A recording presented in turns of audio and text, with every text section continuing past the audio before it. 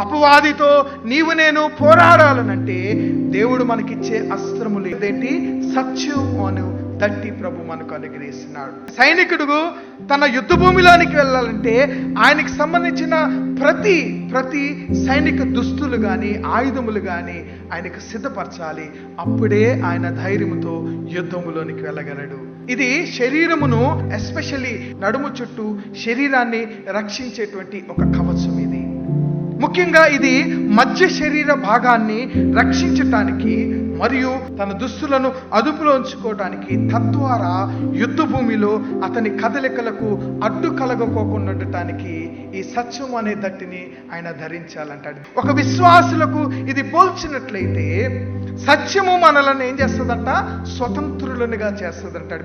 సత్యము స్వతంత్రులుగా చేసే శక్తి కలిగిన వారముగా మనం ఉండాలంటే ప్రభు యొక్క జ్ఞానము మనలో ఉండాలి.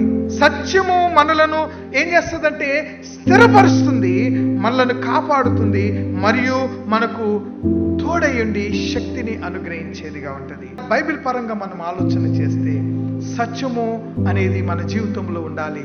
ఆ సత్యము మన జీవితంలో ఉంటే అది మనల్ని ఏం చేస్తుంది? స్వతంత్రునిగా చేస్తుంది.